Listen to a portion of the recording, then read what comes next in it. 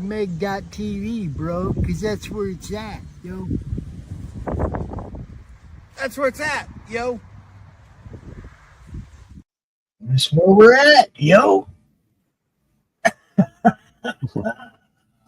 What is up, everybody? Welcome to yet another Monday Madness right here on the Madness Comic Network. I'm here with my friend, not for the first time, not for the last time, Mr. Buzz Acevedo, and my co-host, the ghosty one. What's up? What's up, guys? What's going on? Welcome to the show. I'm gonna do I gotta do some share outs and stuff like that. So, Ghost Pepper, say hi to everybody, and then we're gonna have Buzz introduce himself. What's going on, everybody? Good to see ya, and let's back this book. Yeah. Well, we're talking about a upcoming book today. Yeah. Still need it back. Yeah, we're gonna be definitely talking. Of course, he has past stuff that you can pick up on the way there, though. That's Count right. on that. Yeah. I also have an XT store that I just updated, so we got some cool stuff there. People can check out. Nice. All right, so I'm gonna give you the podium for a moment while I do these share outs and get some more people up in here. Yeah, hi everybody. My name is Edwin Acevedo. I am a comic book writer and creator. I've been doing independent comics since 2019, about. And I've done 6 crowdfunding efforts through sites like Indiegogo and Fund My Comic. And now I'm getting ready to launch my 7th project on Kickstarter called the Drawn Aces Comics Group Anthology #1. It's launching on July 31st. We're going to try and go live on Bancroft. So hopefully, everything goes smooth. It's my first time on Kickstarter, so it's going to be fun. And yeah, so, I love comic books. Grew up as a comic book fan. Grew up on X-Men, Spider-Man, a lot of the kind of regular books everybody else grew up on. But the books that kind of made me fall in love with comics were the kind of side characters, books like Darkhawk, Death's Head 2 were like really kind of fun books that really kind of inspired a lot of what I do. So yeah, man, I've been lucky to be in this indie comic space now for the past 6-ish years. And to put out some cool projects, And we'll be talking about some of those today. I got a pre-launch page right now on Kickstarter. I'm asking everybody to give it a follow. That way you'll get notified when it launches. And I also have an Etsy store with some different projects that I'm doing right now. So yeah, it's a full course. We'll drop some links out in the places. There we go. Look at that bad boy right there. So tell everybody a little bit about where this began. Yeah. How you got to where you're at. Sure. Yeah, so the Drawn Aces Comics Group Anthology is basically a set of 5 different short stories that features a lot of the characters in my universe. I started off doing a series called The Ace, which is this character right there in the middle. It's about a young man who discovers a fallen asteroid, and he ends up grabbing something attached to his chest that gives him powers to transform into this armored being. And then he meets a lot of different aliens and stuff throughout. We're on 3 volumes of that. I just finished fulfilling the volume 3, which was launched on Indiegogo a couple months ago. So I just finished out sending the last of those. And then I have Raid of the White Leopard, which you see the Viking guy there, Eric. It's a book I put out on Fund My Comics about a band of Vikings who get stranded on a mysterious island, and kind of chaos ensues. It's a beautiful book that I'm super proud of. I'll be hoping to do more with that in the future. And then I put out Bloodbone, which is this bad boy right here. It's about this hulking vigilante that's trying to clean up his city. And oh yeah, definitely. We'll be doing the digital offerings for this book, as long as the physical. Yeah. So yeah, also doing Bloodbone. Like I said, this mass vigilante who's trying to clean up his city. from this criminal organization that has overtaken it. And it's basically an action-packed kind of non-stop book. It's kind of pure 90s. A lot of the fun stuff that kind of me and a lot of my friends grew up on. And that one was had art by Donald DeLay, a super talented guy. He's done work for Image and different indie books. And we're kind of introducing also some new characters. You see the guy there with the goggles. His name's Savior. So we're introducing him in this short story anthology. And we also have another story called Blue Blaze, which is something completely kind of different that me and Joe Ball, the creator of Deffer, have been kind of working on. So yeah, it's a lot of different stories, all coming from books that I've worked on or I'm going to put out. So just kind of a one-stop shop to get everybody caught up on what I've been doing the last 6 years. Right. I know you've been having fun because you're still doing it. That's Still here.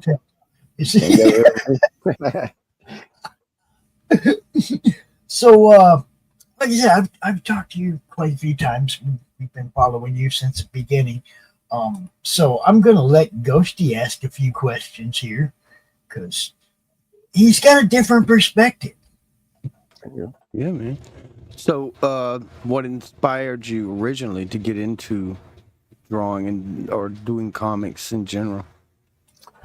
Me, I think like most people who grew up reading comics in the 90s, I wanted to be an artist originally, I wanted to draw the X-Men. I wanted to, draw all these cool superheroes.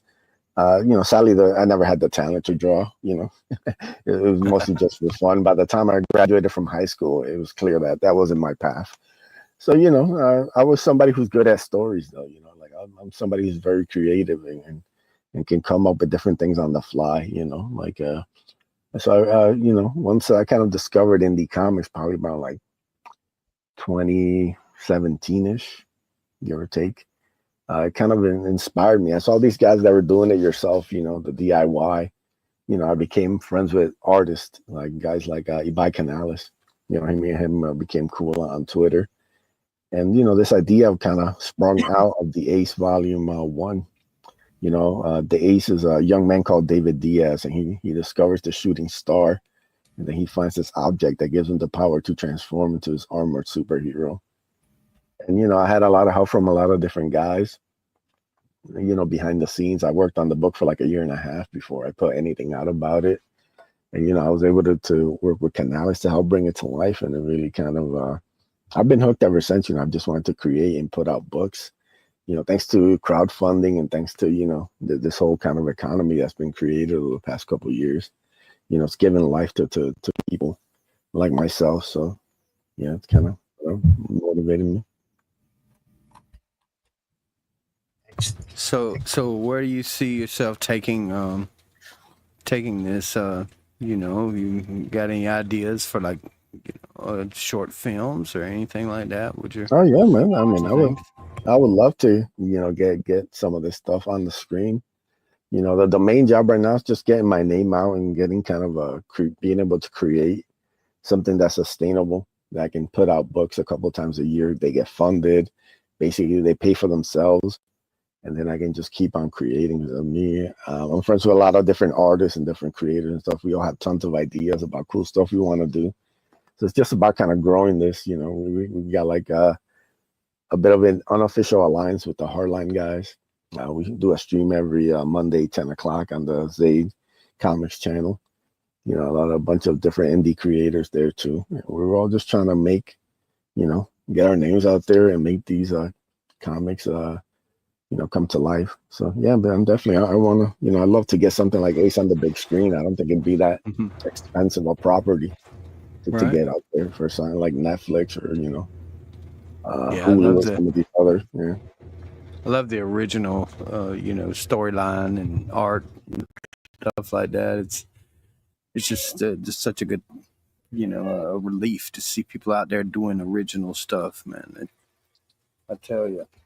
It just you get bogged down with all this old stuff, the same old Wolverine and blah blah blah. Same things. Not that it's not good, but the new original unique things is what I look for personally. Stuff like this is what really inspires me to keep keep looking for the good stuff. Yeah, definitely. See, I see that right there. And I'm just like, Look at this. Yeah, that's all I need. Just keep doing that. Mhm. Yeah, man. So that covers by How Comics.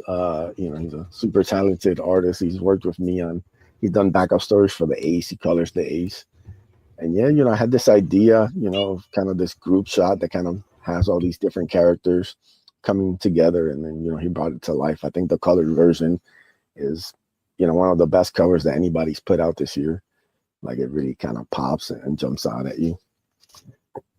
And yeah, and this is the pre-launch page right now. You can go check out. It gives you like a little glimpse of each story. Yeah. So focus a little bit on each story. This is your A story. That's right. Yeah. So it was called the David Diaz origin story. This is actually a story that I did right after Ace Volume 1. It just never really saw print because I just couldn't fit it into Ace Volume 2 or 3. So it's been kind of just sitting in my folders. So I thought this was the perfect time to kind of bring this. It's got art by Barbusco Comics.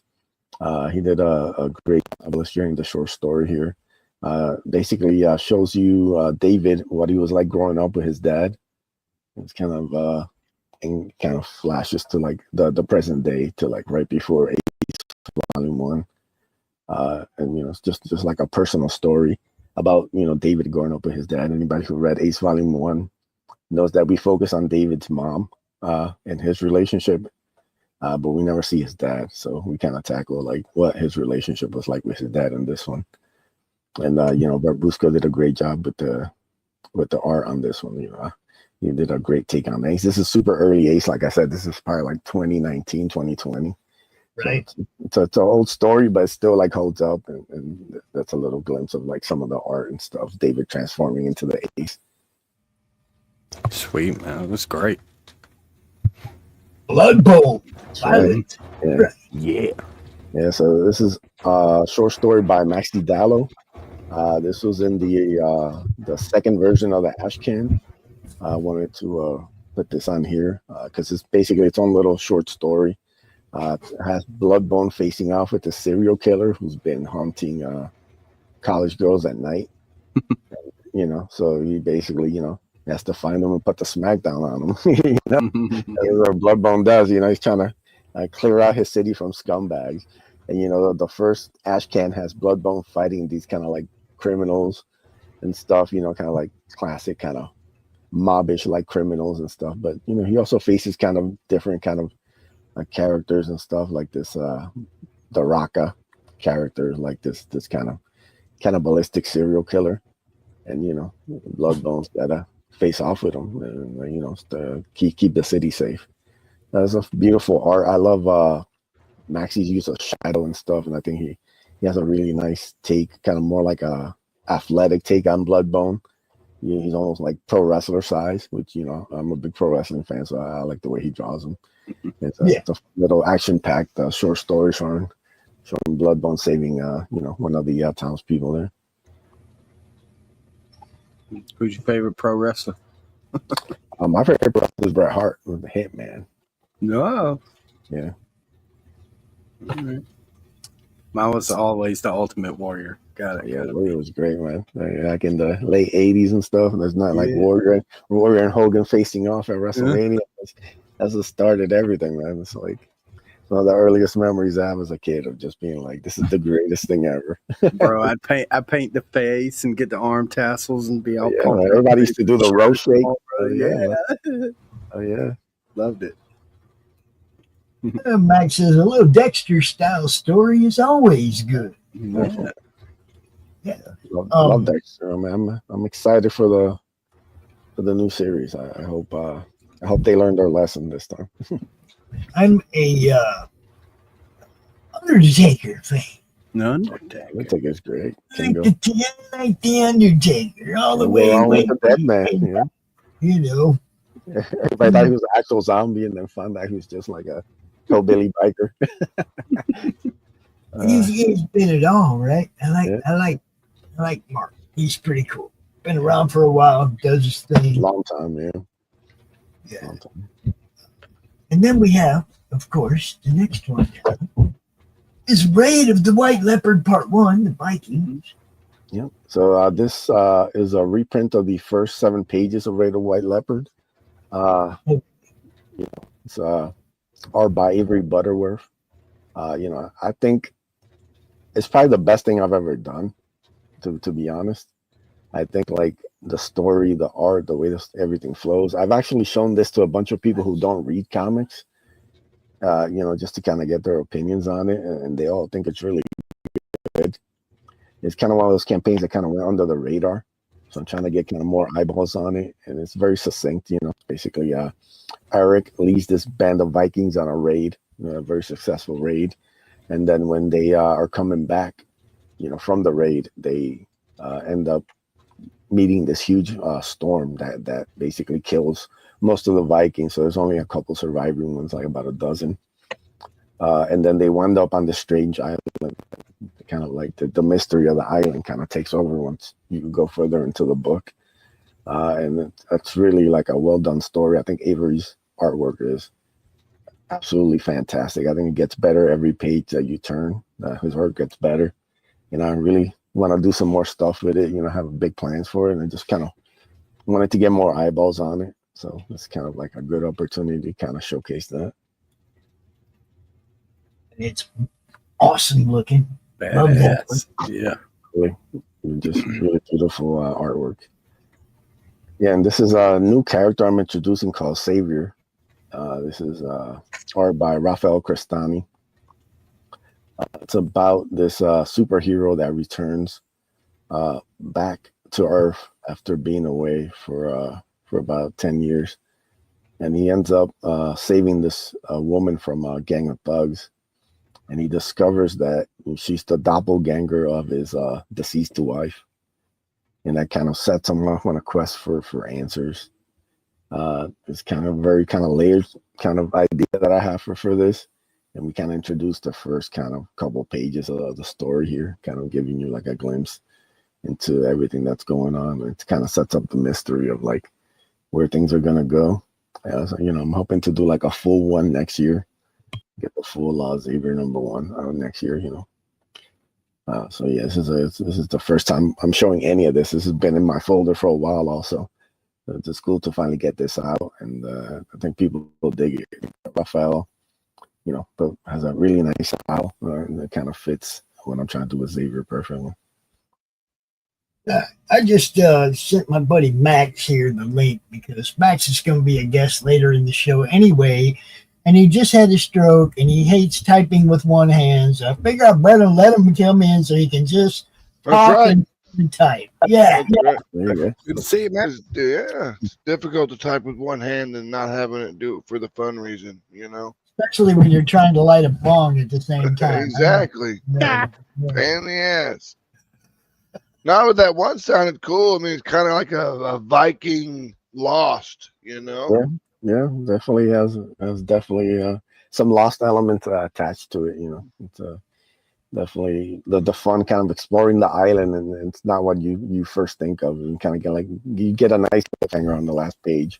It kind of sets up the following, the rest of book 1. So yeah, we had in one of our Mary Machine Gun, we've got Einar the Evergood, who's the leader of this Templar agency, and he was the Catholic Church actually used him during the First Crusade to go fight these Islamic people in Israel and stuff like that, and it turned out pretty well. I mean, he lost to most of his soldiers and everything during the fight because that's just what happened.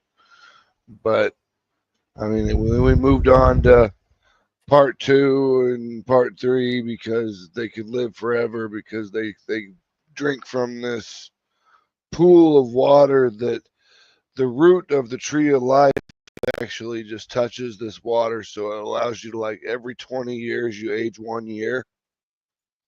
So it actually lets you live for a super long time. So this Xavier dude, this is more like street gang type stuff. Yeah. Yeah, it's it takes place in like a kind of futuristic world, but that's kind of like, everything's kind of gone to hell. Since he's been gone away, so like when he comes back, he kind of, this girl kind of draws him out, and then he kind of goes on What happened here? What happened here? comes on a quest for answers, and then he discovers like, no, there's a lot more going on than what you think of. Like it's a lot of stuff went down in the last 10 years. So it kind of expands from like that original premise, which is fun. Art looks good. I like the And line then work. This fifth one, Blue Blaze. What's that about? Yes, this is a story created by myself and Joe Ball. It's about this young woman who wakes up without a memory in a church in a small town in New England, and she ends up befriending a young man who kind of looks out for her and tries to help her gain back her memory, and then kind of we start kind of revealing stuff, after that. We want to kind of keep a lot of the twists and turns secret for this one. Right. But yeah, there's a lot. Definitely, she's not just like a normal girl. You can kind of start figuring stuff out pretty early on, So this is gonna be like the first time where we this story sees print in anything. Again, we're hoping to do a volume 1 of this maybe next year or the year after. But yeah, it's a fun story. It's something completely different than anything else. It's a good opportunity, like I said, to kind of give everybody a glimpse. I think there's something for everybody in this anthology. So if you want to follow any of these threads, you can. If you're a fan of Ace, there's 3 Ace volumes already out that you can pick up. And before we drop the 4th one, if you're a fan of Bloodbone, we're looking to do the Bloodbone #1 next year. But we have the ash cans available that you can kind of catch up on the story. We have Raider the White Leopard. Like I said, we already had the first issue out, so we're looking to do 2 more of that one, and then introducing these new heroes. Xavier, kind of setting the table for that, and then the sign different with Blue Blaze. So like I said, just a little mix of everything. Kind of, I've been working on the past 5-6 years. Cool. Like yeah, I've been following this so long. I remember back in the beginning, and it seemed like there was a big time period between the time we first started talking about it, and then we got one launched, and then you got it out there, and then again, like this is the 6th time. Yeah. 6th time that you've done this, and I think we've covered you pretty much every time, right? Yeah, definitely. Pretty much. We've been here, following you for a long time. Now, the thing I like is new characters, because that means fleshing out new stories in different directions. Right? But these are all different. These are all like different settings, right? They're not all in the same universe. Right. No, they're all separate universes. They don't mix together. So each kind of book has its own tone, its own kind of like art styles, its own kind of thing. So there's a big difference. You're not just reading something that feels the same. Like each book, each art style, everything's different. So it's kind of like the fun variety. Like I can go from like Ace, which is like space-based aliens, spaceships, different worlds, different universes, all that kind of fun stuff. And then I drop down all the way down to Bloodbone, which is complete street level justice. There's no real superheroes, they're just enhanced humans. So it's just very gritty, very down to earth. And then you got something like the White Leopard, which is Viking, so it has like an old school feel, but it's also talking like mystical, like Daredevil style stuff, where it's like street level war fighting. Yeah, not what like Bloodbone is. Fighting Ultron or anything. No, Bloodbone's complete street level, just brutal violence. This vigilante cleaning up a city and facing all these like really kind of despicable bad guys who need to get their ass kicked. I like that stuff. That's what I got. About Bloodbone, you don't have to feel bad about the people's ass that he kicks. Now, I see that he's wearing dog tags. Yeah. There's something in his history that gives away for anything? A little bit, yeah. He ordered them on Amazon. I like the way dude's teeth are flying out that he's hitting in the Oh picture. yeah, no, Bones, no joke. He ends up breaking guys' jaws, their bones. You know, he lives up to his name. You know. Yeah, we've And- got one called a character called Dark America, and she's basically like the Punisher for the Lord. If you sin, she kills you. You know, so it's pretty cool. No, it's I just fun. guess to a point.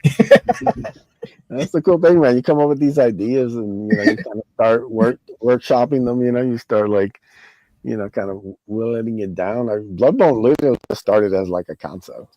It's like a name, and then like the idea of like the mask, like the grifter style mask, about in this jack dude with like hand wraps covered in blood. It's just that idea that I had in my head, and then I started kind of messing with it, and then the story kind of unfolded. So it's the fun thing about creating. Where do you learn most of your stuff about your comic books? Because me personally, I learn it in the shower. I'll be like hanging out in the shower, just taking a shower. I'll be like, that'd be cool. I'm a bit of an insomniac, so it's late, like 1 or 2 in the morning. That's when all the ideas come. I'll just be lying. You're trying to go to sleep. Yeah, and then I'll be like, Bloodbone should fight this person. Yeah, that would be cool. And I start writing. It's just like, all right. It's just all the ideas come at night. Like most of the time I finish a script, it's always at night. So it's just like one of those things. Like when it's nice and quiet and there's nothing going on, that's kind of when the ideas start flowing. As I started actually waking up, I actually didn't stay up late anymore. I started getting up super early. Like I'd wake up at 3, 4 o'clock in the morning. And that way it's the same thing. I mean, you don't have anyone hassling you because everyone's asleep. But, it was easier for me to get up earlier than it was to stay up late, because I stay up late, I start getting sleepy and can't type. And He's working till his head was in his keyboard. Yep, I will fall asleep. I've fallen asleep on so many people's freaking shows. Yep. We got him snoring. We got him snoring once. Yeah, I was wanting to burning that candle. What's up, Canales? What's happening, Man man? himself, the legend. Yeah. Good to see you, dude.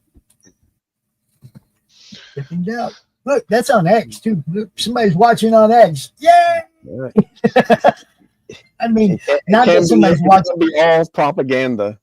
Somebody responded on X. Do they do video on X? I thought they only did the audio things. Oh no, we're broadcasting there. Okay, so they broadcast video now. Oh yeah. I haven't paid any attention to X since Elon took it over, to be honest with you, but I know that there used to be like it's kind of like a radio broadcast type of thing. Yeah. You could just kind of jump on and everyone could just chat. Yeah, it's actually they play our videos now. We broadcast it. Well, that's good stuff. We are live on X. We're live everywhere. It's just the way it is. It's the way streaming is right now. Yes. Yeah. Give us a month, we're going to be live somewhere else. Yeah.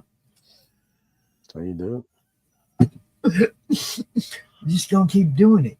It's just like Buzz right here. Just going to keep doing it. Now, do you have a place where people can go right now and buy back issues and stuff of your books? Yeah, right now I just updated my store. I put up this right here. This is a brand new print version of the Bloodbone Ash Can, art by Donald DeLay. You can see there. Donald DeLay. Yeah, love that panel there. This one. This is just pure action, beautiful, violent printing of the first Bloodbone Ash Can that I put out a couple of years ago with the incredible Ricardo Jaime line art. Can never have enough blood and gore in a comic book. Yeah, so these are available. They'll ship out within a couple of days. Anybody who backs one will get one of these. The Adam Miller Bloodbone card. These are super exclusive. So anybody who backs gets one of those. And then also put up the sketch cover variant of this that I'll be showing off tonight on the Hardline. But if any artists out there, like sketch covers, they can go grab that. Also have some different Ashkins, like I have a Raid one and different, I think I have like a handful of copies of Raid of the White Leopard that are still on the store. So yeah, that's all at the Etsy. Yep, the Etsy shop right there. And those are all. You said they were covers, like you could draw your own cover, or is it just? Yeah, I have a sketch cover that you can draw on. Yeah, I like that. I like when people do that. It's really cool. I just got those in the other day. I'll be putting up Ace 3 stuff. I just got to go through my boxes to see how many I have left. But anybody's interested in checking out the Ace, I'll make some of those available. Also, you can always DM me on Twitter. I'll get those out to you for anybody who's interested. That's a great quote.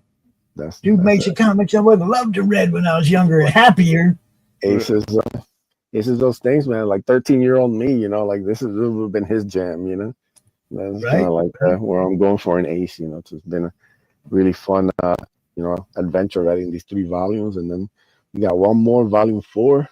I'm working on the script now, and that's gonna end like the first story arc. So it's gonna be fun. Some big reveals. We're gonna start giving people some answers, and then we're gonna give them some more questions, and then get some more art. Yeah, our little saying that we have on our comics is Atrocity Comics, the comic books your mama warned you about. The comic books your mom threw away. Pretty much. I know there's a couple like that I'm still like sad over. Yeah, I had a bunch of what-ifs that are gone. I gotta try and track down again. So, man, I just remember coming home from boot camp and nothing being the same as it was when I left. Nothing. Everything was gone. Everything I cared about. Everything that I was like, that's nuts. It was all gone. That's no good. They took it while you were gone? Oh, yeah. It was gone. That's weak sauce. I remember coming home from school once when I was a kid, and I had every single Star Wars figure there possibly was. I had all of them. I mean, even the ones that you had to, like, send in cereal box tops and stuff like that to get. I had every single one of them. And then one day I came home from school and they were just gone. And my mom's like, well, I gave them to the Salvation Army. And I'm like, I should slap you. I should just slap you right now. You know what those things are worth? That's crazy. Well, I got that. Oh, I thought since you went in the military, you're a man now and don't need that shit. It was like, I'd have thrown it away before I left if I thought that was part of my manhood test. Yeah, exactly. Would have been chucked long ago, but these may be worth some money. Man, I hate to even think about the things I've lost that are worth money now. Hell, when my son was a kid, I gave him all the first edition Pokemon cards. He had every single one. Wow. Every single one. The whole set. The whole freaking set. He don't know where they are now. Cash these days. Yeah, he don't know where they are now though, and I'm like, my brother was the same. He had tons of all the original Pokemon cards. He had binders full of them. I played Magic when I was growing up. When I was like 14, 15 years old. Everyone would get paid from working at Pizza Hut, and then we got paid on Thursdays, and everyone would go to the bank. They'd cash their check. They'd go straight to the comic book shop, and everyone that were my buddies, they'd just buy booster boxes of Magic. I didn't. I bought comics and like D&D stuff, but man, they just loved that Magic stuff. It was only back then. They were only like $1.95 a pack for a booster pack, So I mean, you could actually get some real stuff, and these dudes are pulling $500 Shivan Dragons left and right, and I'm just like, God, maybe I should start doing that. And I was like, I ain't wasting my money. I won't get nothing. I know me. The problem for me was just like, it might be worth that as long as you can get somebody to pay you that. Yeah. Okay, but saying something's worth $500 and having people line up to give you $500, that's but two the entirely difference different is, things. like, if you, I mean, when it came to something like Shiv and Dragon, that's not that big of a deal of a card now, but back then it was huge. I mean, the comic store would buy it from you. You know, they'd be like, "Yeah, we'll buy it from you." They're buying from you because they're gonna go make more money off it. But when you go into the store, you know their markup. Yeah, markup. They're gonna make it and then some. Yep. Gotta pay the bills, man. I mean, Johnny's been doing these things. They just came out with a Final Fantasy series for Magic the Gathering. Yes. And people around in Kansas City were selling them. They're $45 MSRPs, right, for these box sets. Mm-hmm. And Johnny was selling them for $45 MSRPs, and these other companies were selling them for like $90 and stuff like that. But what he was doing was like, yes, you could buy them for $45, but you had to play. You know, there was none of this flipping it crap. You could buy them for $45, but you had to play the tournament. You know, which I thought was smart. That was a good idea. Yeah. You save them some money and actually get people to play the game.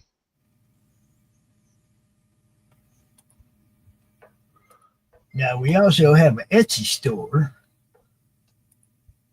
I'm gonna pull that up. We're gonna look at what is there more? There's more to it than this, right?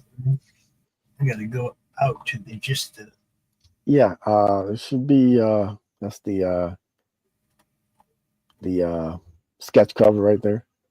Oh, that ain't where I wanted to go. Go ahead. Here you go. There you go. Yeah, so that's available right now. Designed by Shelby Robertson. Just got the logo there and then a nice space there where you can draw on and sketch. Bloodbone or any other character you like. I also have, like I said, the liner version, which is right on the right side there, that second one. There's your digital. Yeah, digital copies of that and Raider the White Leopard. Then there should be, I think, like a handful of Raider the White Leopard comics available also. It keeps popping me to another window. Yeah, Etsy's not the easiest site in the world. Etsy's dumb. Etsy is dumb. It won't let us show stuff in an easy manner. It makes us work. It's making us work. There you go. There's the PDF to us. Chris, if you're still watching, there you go. Right there. There you go, right there. Yeah. Bloodbone PDF. That's art. How many pages is that? Bloodbone's 12. Yeah, it's 12 pages. It's not bad. Yeah, love Donald's art. He did a great job with it. And yeah, so there you go, people. Give you a good idea of what Buzz has to offer. Y'all need to go check it all out. And let's see, I think you said launching on the 31st, right? Yep, 31st of July. July 30th. Yep, going live on Bancrofts. I'm reaching out to people like Pops and different other people, trying to, schedule some interviews and schedule some hangouts with people. So if you're a creator, I'll be reaching out to you soon. Oh, you don't want to hang out with Pops. He'll just make you look bad. Yeah. I was going to say to Buzz, anytime you want to come out like a draw streams or whatever, you're welcome to. Oh, thank you, bud. That's anything that says open on it, if at least be in the chat and drop your links and stuff, because that everybody knows I'm all about that.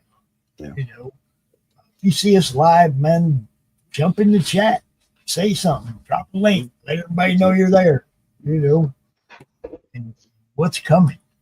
That's pretty much what the network's about. We got another guest gonna be sliding in here in a few minutes. So before we draw this one to a close, look, I have this thing about making sure that people come on the show get to cover everything they want to cover. I don't want to leave anything out. So, Buzz, is there anything else that we didn't talk about that you wanted to make sure that we covered?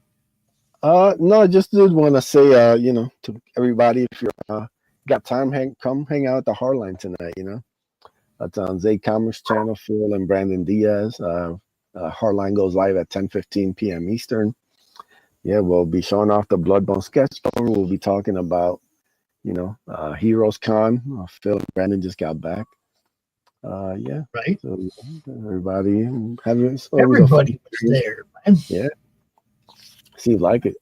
So yeah, this is a fun stream. Everybody can come hang out and talk about, comics and other fun stuff. So go check it out. Cool. Yeah, I've been seeing all the posts from Heroes Con. Man, everybody was at Heroes Con. Full house. Everybody was there. I was like, damn. Might have to get to work someday. It was pretty full this year compared to last year. Yeah. I mean, I was pretty impressed. I mean, they really picked up some vendors and some just customers coming through. I mean, it was a lot bigger than it was. So hey, if it keeps growing, more power to them. I like that. Get bigger. I'm like you said, it looks fun enough where I might have to find a way to get my ass there. Because I like cons that are fun. Definitely like cons that are fun, where everybody looks like they're having a good time. Those are the ones I want to go to. Mm-hmm.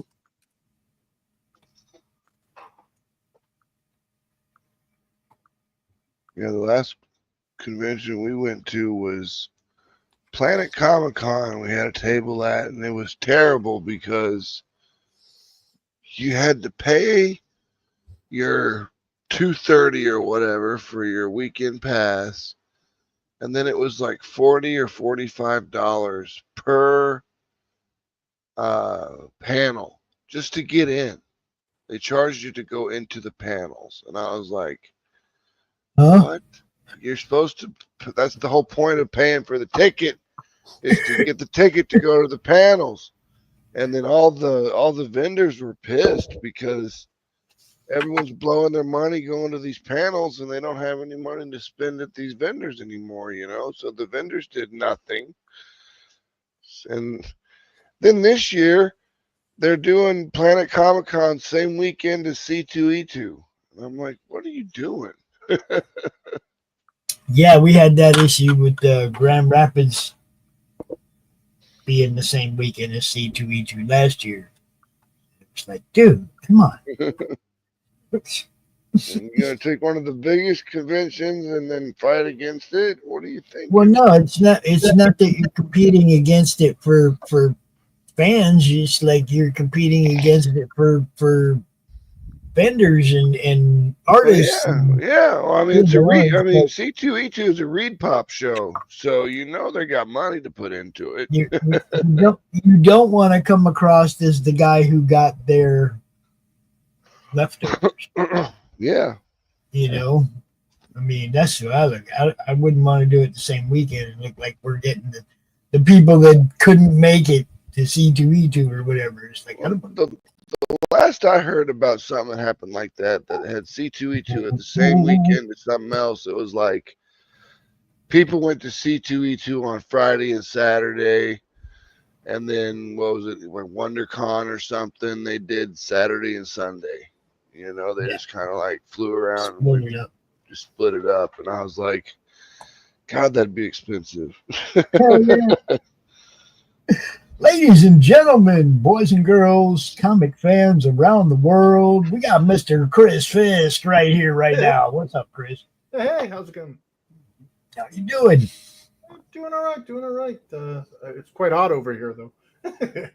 So now, tell everybody where you're at. Just tell them now where you're at. I'm in New Hampshire. So yeah, the frozen Northeast is about a balmy 93 degrees right now. Oh yeah, it's brutal. Yeah, it's I'm 95, yeah, 95 here in Chicago right now. That's the hottest I've seen it here since I've lived here yet.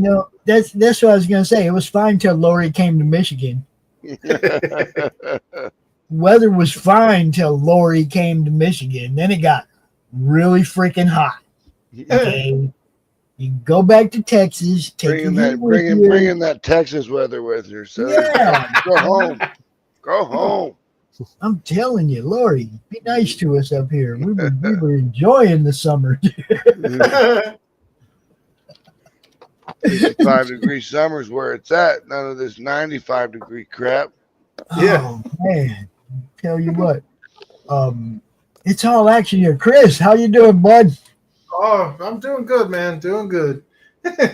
Just yeah, we're 29 days left on the Infinito Chronicles 2 campaign. So yeah, it's arts and crafts here at the Fisk household.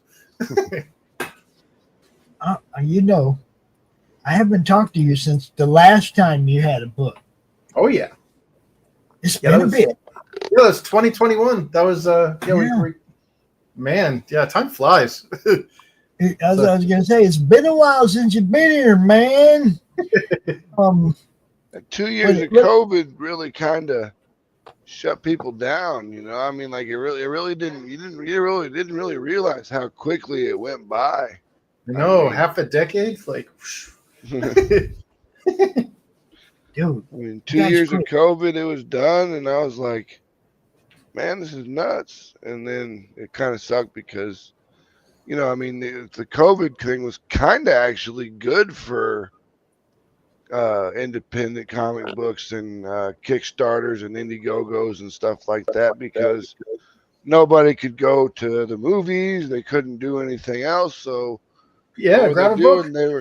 They're getting free money from the government. Grab a $20 comic book. You know, I mean, might be worth some money someday, or might just be awesome. You never know. You know. Oh yeah. Well, the other thing is like all the people that couldn't go to the comic store to get their comics were looking online, and when they started looking online, they went, "Holy shit! There's a whole different world of comics in the crowdfunding, right?" Oh yeah. And I don't even have to go to the store. They'll ship it right to my house. Yeah. I mean, when Johnny started his comic shop, man, it sucked because like that lockdown started 2 months before he opened his shop. Oh. So he had 2 years of having to pay rent on a building that he couldn't even use. Oof.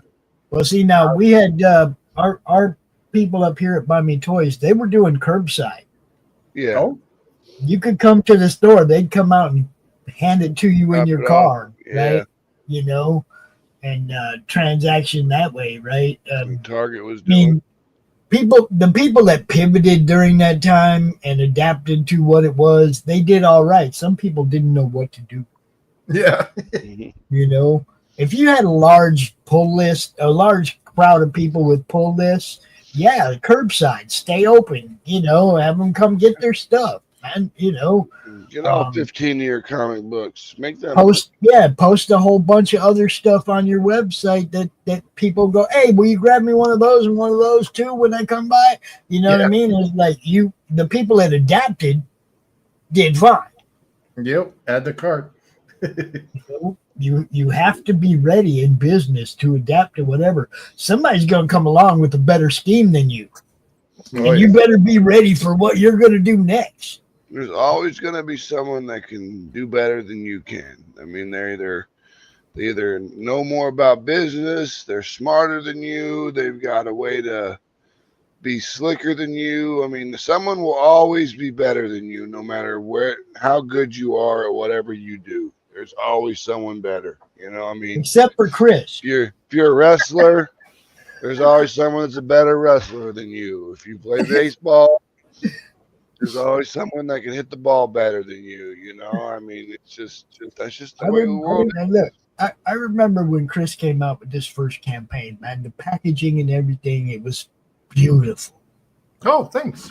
It was beautiful. It was like, this guy's going next level with what he was doing, right? Oh, yeah. At that time. And now a lot of people have, you know, beautiful packaging and stuff now. But back then, you were kind of breaking into an area that nobody else was which was branding yourself. Oh yeah. A lot of people back then were just trying to get a comic book out. They weren't thinking big picture. A lot of those people were putting comic books in sandwich bags and shit and mailing them out. I was like, really? That's a throwback to the past, huh? Can't even put it in a Gemini? I mean, come on, it's $1. Yeah. Taking me back to that one. Yeah. I want to. I do gotta get out here and grab some food, but Pops, man, thank you for having me on. So it was good to catch up. Anytime, Buzz. Yeah. Thanks for Nice coming, meeting you guys. Good Chris, stuff, man, congrats on your campaign. I'm happy for your success. Keep going. Thanks, man. Good to see you, my friend. Keep winning. Hell yeah. Peace. That's how it goes. Mr. Chris. Oh yeah. Mr. Chris, go ahead and look. I ain't talked to you in a while. Go ahead and tell everybody who you are. You haven't been over here on the Madness for a bit, although we did get to catch you yesterday. Oh yeah. But, you haven't been around for a while over here, so refresh everybody who you are and a little bit about your first story so that we can lead into this one. All right. Yeah, I'm Chris Fisk. I'm a former video game designer turned masochist. Comic book creator. I started the Infinitel Chronicles back when I was about 12 years old, back in 1990. It began as a tabletop role-playing game, and we ended up chronicling all the adventures of it, writing it down, creating a story out of it. And we had a screenplay, a whole bunch of other stuff, and eventually I winnowed it down to comic book stuff. And the first book came out in 2021. It was about 54 pages, full color. And when we got to book 2, we ran into some interesting stuff. Book 2 is 120 pages, full color. And after sending out some surveys after the fulfillment of book 1, we decided to let this be the most democratically decided future for a comic book series by releasing 3 editions of the book. We've heard of variant covers. We have variant books. So we have the standard edition that was done by the original art team of the first book. We have the alternate art edition, which is the same story. They got the same script, but it's by a completely different art team. So it's a completely different artistic view. And then we got the third edition, which is the manga edition. It's black and white, and it contains both books 1 and 2, and it's in that right to left manga format. Really good idea. Oh, thanks. Besides just doing, different covers, doing different art stuff. That's a killer idea. Thanks. Yeah. Whichever of the 3 gets, whichever of the 3 gets backed the most, that'll decide the future of the series moving forward. I told you this guy goes outside the box, man. It was the same way with the first one. It was like, what? This guy's like out there. He's thinking, and I don't mean out there like crazy. I mean, he was out there thinking ahead, thinking future, right? doing stuff, a lot of stuff other people weren't doing, Yeah. And now here he is again, and he's like, got something nobody else is doing, and he's like, I'm gonna try this and see what happens. He ain't afraid to throw himself out at the wall and see if he's gonna stick.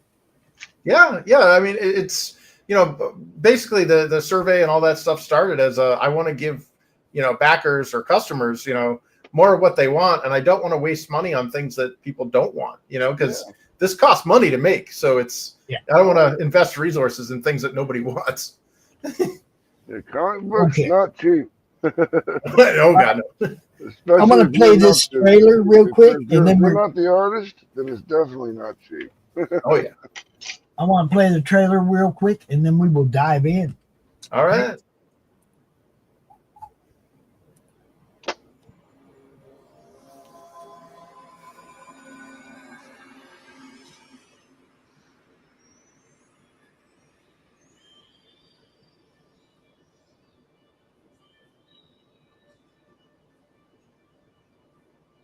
Knowledge is like a seed.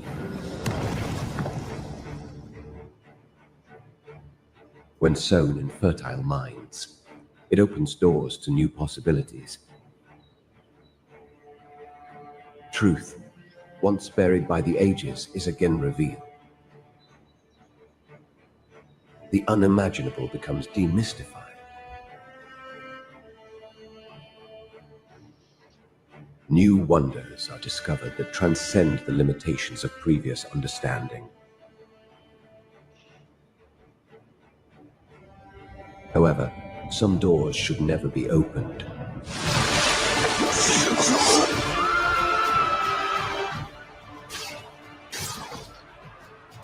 Our tale continues with the divergent paths of our heroes. As a naive king toils with ancient powers beyond his control, a grieving queen makes a fateful decision that forever changes their world.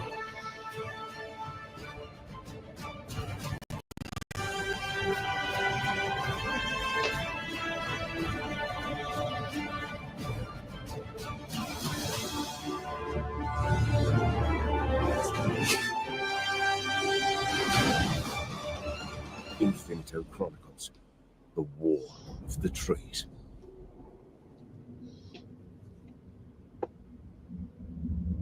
Yeah, during COVID, I remember we tried to get a Pumpkinhead. We tried to license Pumpkinhead so we could do a Pumpkinhead book, but it just didn't quite work out for us. Aw. I think that would have been awesome. So I love that movie. All right. I'll move on down. Who is this for? Who is this for? Yeah, Infinito Chronicles is a love letter to the old school fantasy adventure. Fans of Dragonlance, Record of Lodoss War, The Lord of the Rings, and ElfQuest may find lots of love in this series of graphic novels. If this sounds interesting, read on. Indeed. Yep. I like how you put Dragonlance first. Oh, yeah. It's out of all those, Dragonlance is my favorite. Oh, yeah. Yeah, that was actually what got me into reading when I was like 12. Librarian hands me Dragons of Autumn Twilight, and I'm like, what the hell is this? She's like, read it. Okay. Really, really good stuff. Okay, so let's talk a little bit about book one to give people a little feel for where you're going. Sure. So book one is kind of our I guess our false start origin story of the Althar people. It's basically an exploration of Plato's allegory of the cave, where we have this utopia of these pretty people with problems. They never get old. They don't get sick. They look pretty. They consequence-free sex, you name it. They never reproduce. So they're these just eternal Californians essentially, and they end up living in this theocratic society where they're ruled by these gigantic gods that walk among them, and they're almost like these custodial parent figures. And everything's perfect. It's the utopia that you could always want. It's everything. And one day something happens. Our main hero here, Queen Aisling, she's the queen of one of the 7 sovereignties that's ruled these lands. She ends up getting pregnant, and people don't know what the hell's going on. And yeah, she starts having these visions, going in and out of consciousness. Starts getting these fevered dreams of this blue wisp telling her that everything she's ever known is a lie, and she ends up popping out her kid, and somehow they due to the theocratic rule, the kids are named by the gods essentially. So they bring this kid to before the gods, and the gods name the kid. And there's this other little thing about their society, where every countless years or whatever, because what's time to an immortal, there's this renewal, this harvest of sacrifice essentially to the gods, and names are drawn from the lottery to determine which of the Alvar will be chosen for this sacrifice. And lo and behold, that newborn child who just received his name was drawn, and that didn't sit too well with Mama here. And keep me out of that Powerball. I don't want to win that one. Yeah, hell yeah. And she ends up she's too weak and sick from the pregnancy to venture out to these forbidden ruins, that the gods told them never to travel to in their land, because her visions were telling her to go there, and she would discover the truth about what her, the origin of her people and everything. But she was too weak to go, so she sent her husband, and her husband went out there, and things went from bad to worse. Without the gods to protect them, the deadly fauna started getting a little rambunctious, and these massive, multi-headed dragon hydra things basically decimated his little expedition party, and he and one other soldier were all that remained. And what happens basically is they kind of discover some stuff in those ruins, and that's why the book is called Second Genesis. They realize the truth that's in that book might actually be their true origins. And book 2 picks up where the first one leaves off, where our queen here, she thinks that she sent her husband to his death because scouts have found the remains of the bodies everywhere.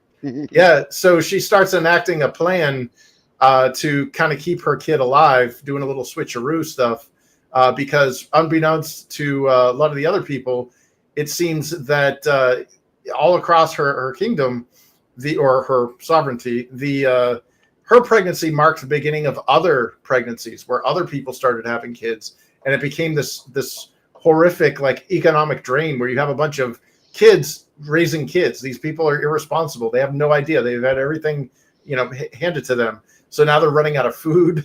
They don't know what to do with these kids. So all hell's starting to break loose, and that we're starting to see the cracks in that paradise. So yeah, that's book 2. Sweet. Sweet. All right, you got some. Kind of reminds me of That's some cool shit. the Stephen King thing with the Children of the Corn. Yeah. This would be the Children of the Oak. Now check this out, Max. Here's another spin. The manga edition. Hi, so desu ne. It's Jumoko no Taisen, Volume 1. Ichiban desu. It's 180 pages, black and white. Books 1 and 2 included in the smaller manga format. The book is read from right to left. Old school version, huh? Oh yeah.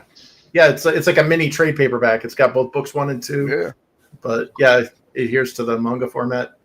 We got so the standard edition 120 pages full color, alternate art edition 120 pages full color, and then the manga edition 180 pages black and white, and it's read from right to left.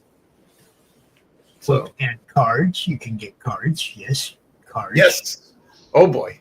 Yeah. All this stuff, man. Go ahead. Start on this this graphic over here on the left and tell us what all this stuff is. Sure. You can scroll down if you like, and we go. Actually, we got individual. Yeah. So we break out all the stuff. Like here's explaining the 3 different editions. The 2 color ones I just said, and then the black and white one. And then if you scroll down more on the left there, you'll see that we got a little scorecard showing which book of the 3 is in the lead. And if we scroll down even more, we get to see, if you're wondering where the heck is the interior art? Well, it's right here. There's a big button that says free preview. Click here. If you click those buttons, if you click it takes you to a different page. Yeah, it opens up a free preview of the first 15 pages of the book. So I'm a firm believer in try before you buy. I don't believe in surprises. So you can open up that button. It'll bring you to a flipping book, and you can flip the book. And you can download the first 15 pages as a PDF, so you can do with it whatever you want. You don't have to be beholden to the website. And all 3 of the books are represented here. So you have the standard, the alternate art, and then there's a preview for the manga as well. And see, look at this guy's the way he puts this together, guys. Pay attention, okay? Good. I mean, this is outside the box on most people's campaigns, right? And as always, we get messages from the people who know I'm alive but don't know I'm live. It's very Sega Genesis-y. Oh yeah. The way it feels, you know. Oh yeah, yeah. I was a big fan of the Sega Genesis in the early '90s, and yeah, I mean, I would say there's actually one of the add-ons on here is called 16-bit Heroes, and it's 16-bit sprite art of the characters on acrylic magnets. Awesome. So yeah, they're reminiscent of games like Shining Force or Phantasy Star. Shining in the Darkness. There you go. Yeah, there you go. Hell yeah. Yeah, there's a bundle. There's bundles available. This is the 2-book bundle where you can get both the standard and the alternate art at a slight discount, and it comes in a nice little slipcase. I like those slip cases. I got a couple of those. Nice. I like them. I like those a lot. Those are great for going to cons. I go one with one full of stuff to give away and one empty to fill up. Right. Well, I never get the empty one filled up, but I usually give all the stuff in the one away. You know. Oh, nice. I just found the few. I don't know, probably a couple weeks ago, I guess now. There was one of our books, the trade paperback for Mary Machine Gun, was in 1001 independent comic PDF torrent. Oh, and damn! I was like, well, at least we've made it good enough to the point where people are willing to steal our stuff. Yeah. You know you've made it, right? That's when you know you've made it, when people want to steal it from you. Yeah. And everyone's like, what are you going to do about it? I'm like, nothing. There's nothing you can do about it. It's a torrent. You just make another one. You know? Yeah. It's super easy. Anybody knows anything about designing a torrent, you just slap them all together, tell it, create the torrent, and bam, it's done. Yep. So as we continue, you got cards. You got cards. Bundles with each book. You can get a pack of cards, right? Yeah. So this was a kind of a popular bundle on the first campaign where they liked getting the book with the cards bundled. And unlike the if you buy the cards separately or buy that pack separately, there's 10 cards in the set, and then there's a possibility of 1 of 10 11th cards. So there's these hollow foil cards, and you might get one of those in addition to the 10 cards. But if you buy these bundles, you're guaranteed to get at least one of those cards. Sweet. Yeah, we saw a lot of our cards, like when we do add-ons, like because we do every book we do 4 prints that are not safe for work, and then we just do four cards that are just regular cards. They're not safe for work. They're safe for work cards. They're just cards. And every time we do a new campaign, we'd hit an add-on. I mean, we sell tons of these cards, and I'm like, really? People are really this far into this stuff? And then I find out that there are like whole trade shows, like comic book shows, but all for TCGs. Oh yeah. And these people are spending tens of thousands of dollars on these cards. No, well, fortunately, these cards are a little cheaper, but well, yeah. I'm just saying, like, I've seen some dude spend like $11,000 on a Pokemon card, and I'm like, oh, Jesus. God, $11,000. What the I buy a fuck? car with that. The Pokemon card? Yeah. What's wrong with that dude? Well, fortunately, these are not game cards. These are just art cards and character bios. That's what we do too. We don't make. Well, we have a game that we're working on with Chris Brown, but we've got most of our cards are just there's art cards, you know. Get information about the character on one side, and then the picture of the character on the other. Oh yeah. We got that and a couple of the covers, some additional art, and then the hollow foil. That Chris Brown, yep, right there.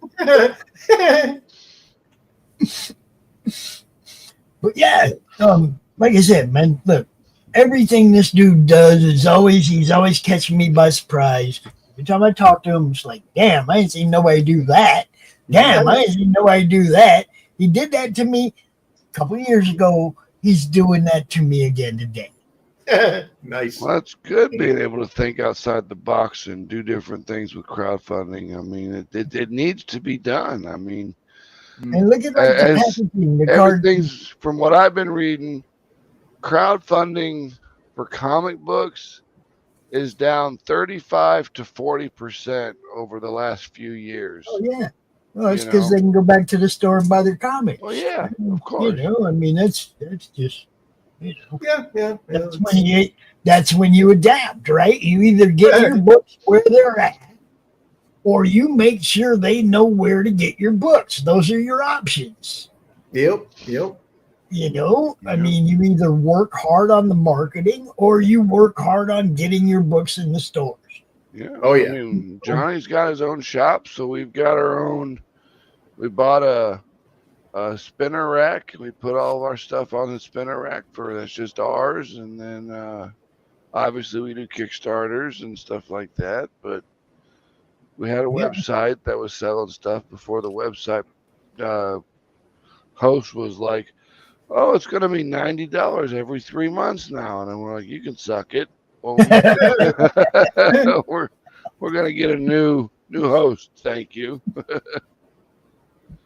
Nice. I don't even know who who the host is for ours, but I'm sure it's not that much. Cause will tell you who. Yeah, they wanted us to use like VPS, and I was like, we're not even that hardcore of a site. I mean, we're running WordPress with WooCommerce. Come on, guy, you don't need a VPS to do that. Now, the deluxe store folio. Oh yes. You see what I'm saying, Max? You see that? Yeah. If you scroll down, you can see the interior of the Storefolio. So these are all the. There's too much to talk to before we get to the interior of it. But I'm just saying, look at that. That's beautiful. That's what I mean. The kind of stuff he was printing up to go to the branding. Everything was branded. It was like it was just out. It was above and beyond what anybody else was doing it. Yeah. Did I see 3D prints just a second ago? Yeah. Yep. Oh yeah, we're getting there. Those We are got always statues, map. I think you got maps too, right? Yeah, wall maps. Like I said, man, it was way out there on me the first time. I was like, damn, if everybody does what you're doing, you know what I mean? It's like, but I knew dude he wasn't doing this for nothing. There was money involved in that first campaign. You could tell he built something. It wasn't throwing it out there and hoping it catches. I sent out the survey after the first campaign fulfilled, and on it was like asking the backers, what kind of perks would they be interested in, and then the ones that got the most, I ended up putting them in this campaign. 10 collectible cards in that card set, guys. This is Series 2. Are any Series 1 cards still available? No, we have officially sold out. On this. Yeah, they're gone. They're not getting reprinted. You see that? You see that? They're not getting reprinted. Look, guys, you get in on stuff when you can because, dude, you never know. Oh, look, it's Nerium. I know Nerium. Cool. Oh, boy. Card. Yeah. So this was originally. So actually, that image, you'll see it when we scroll down later. But that was the very first fan art I ever got for the Infinitale Chronicles. Nerium messaged me one day and she's like, "Yeah, keep an eye out in your mail. I sent you something." And she sent me this black and white poster I got hanging up on my wall right now of that image. And I colored it, put it onto a 5x7 holofoil card, and gave it away as part of the social media blitz to get some social media following. So when I reached 1,000, 2,000, and 3,000 followers, I contacted some of the followers and sent them this card. And for the people who missed out, they can actually grab the card here on the campaign. There you go. That's cool. Jumbo holofoil card. And look, Nerium's cool, guys. If you don't know her, I think I met her on Sim and Chris's stream. Red Press. Yep. Red Dress Press, I think is for it. Yep. So then we got other stuff. Yep, that's the glow in the dark water leaper. It's a 6-inch 3D printed figurine I did out of nylon.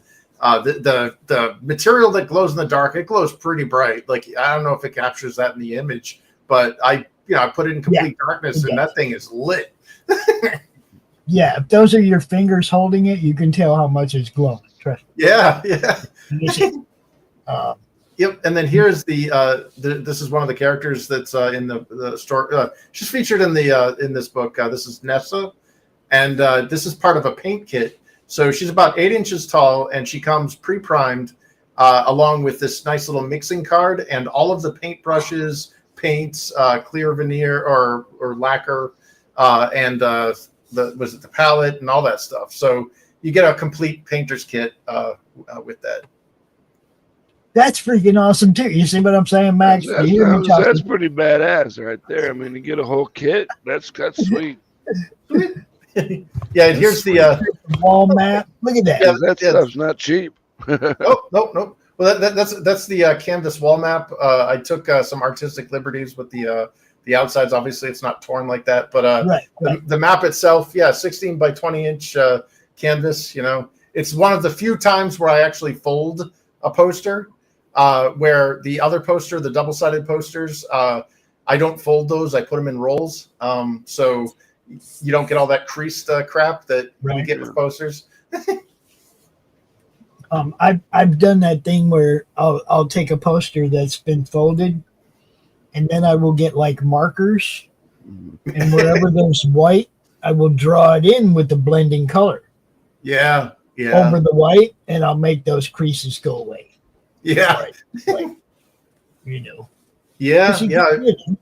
You don't want to display it with big old white creases in it. So or those perma ridges or whatever. The ridges I got a press for. The white line you can't. You got to get artistic with those. You got to cover those up. Yeah, that's true. But this is I love maps. Everybody knows. Anybody that's known me for a while knows that a map is essential to any story that involves travel. Oh, yeah. Yeah, and travel there is. Yeah, those are the 7 sovereignties of Foyfla. If there's any kind of travel involved or things happening in other places, giving people a map to follow along in the story. Do you guys remember reading Lord of the Rings for the first time? How many times did you go back to the map at the front? Yeah, right at the front. Yep. Yeah, the double page map. How many times did you go? I think actually I had a poster of it on the wall. Okay. So. You see what I'm saying? It's like that first time I was I think it was The Hobbit, the first time I read The Hobbit, and it was like going back to the map. Probably 40 times during the book. Going back to the map. Yeah, I think it was going to be like 50, 60 times they kept looking at that. So. I mean, I kept going back to it, and it's like I love that. That's part of the story. Is the location and having a visual to go to find the location to go. Okay, that's where they're, and that's where they're going. That's where they came from. To be able to catch that, the visual is solid. I love it. And it makes me wonder if like Tolkien himself created that map, or if he had some artist do it, or what. Because I don't remember. I think it says in the appendix. I think he did it.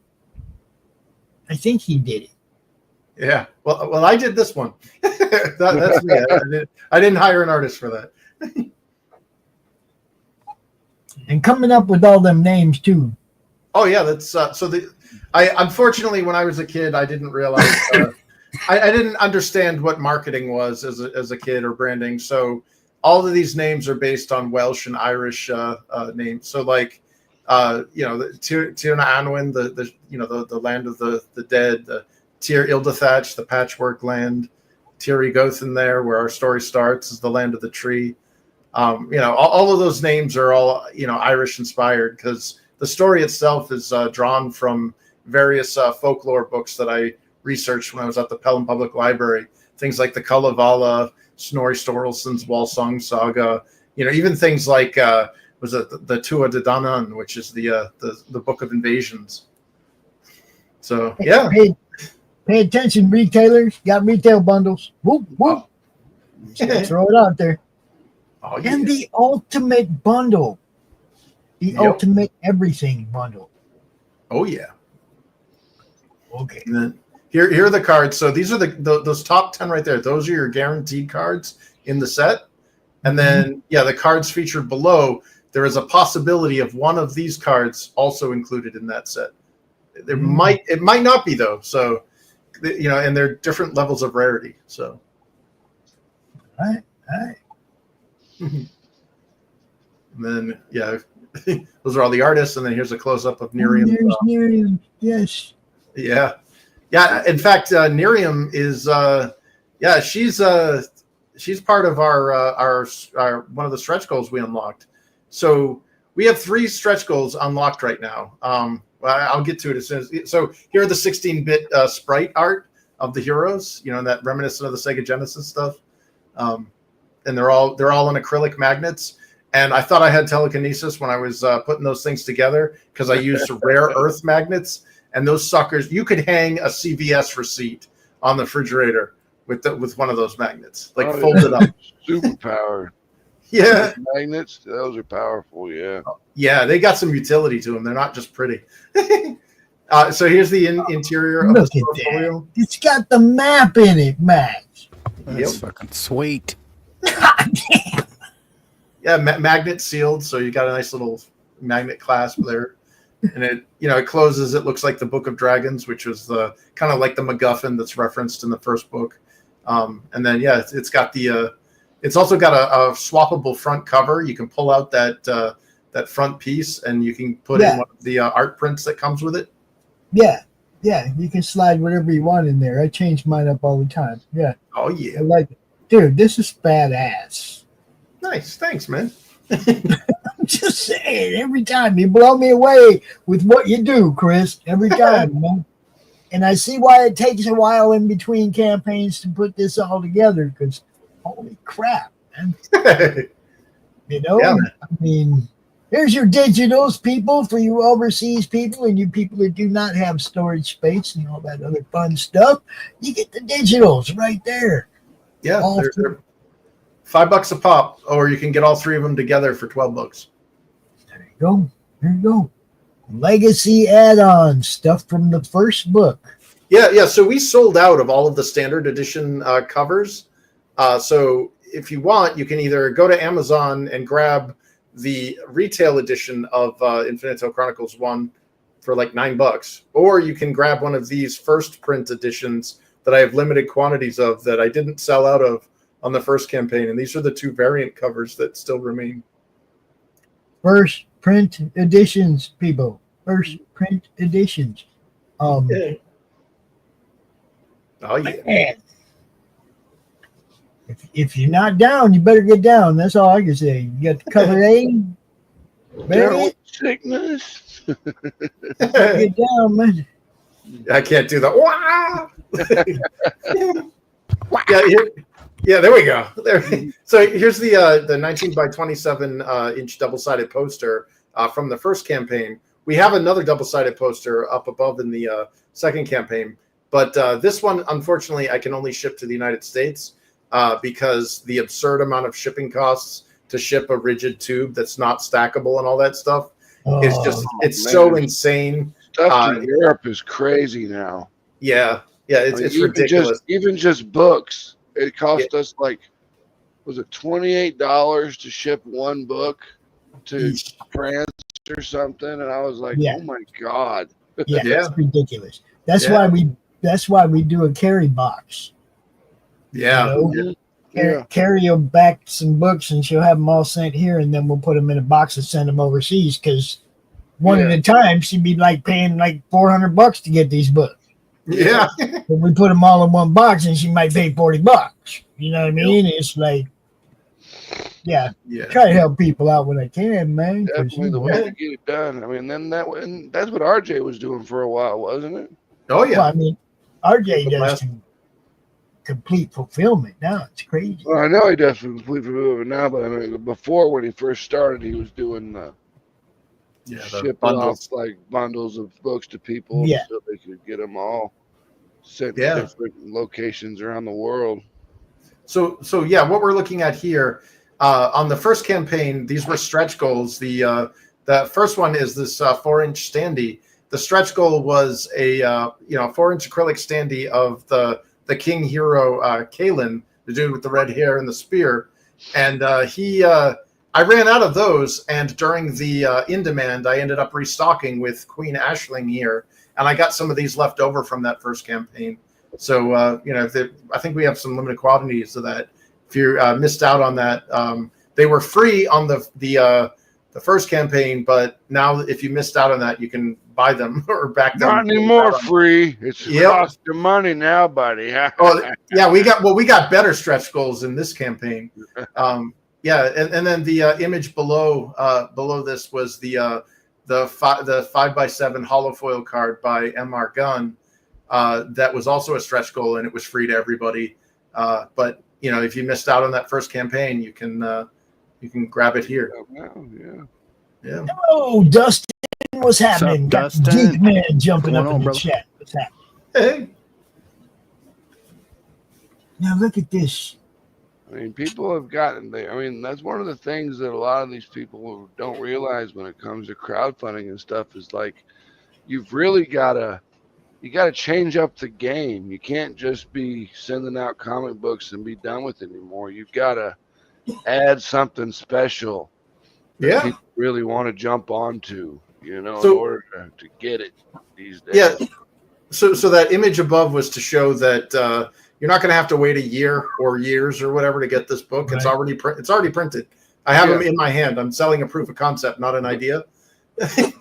And the packaging that you saw below is if you back $25 or more worth of merchandise, then you'll get this cool war chest collector's box. It's cardboard, but on the interior, it's got this the full image of that scene that you see on the front by Kevin Sharp and Steve Cannon.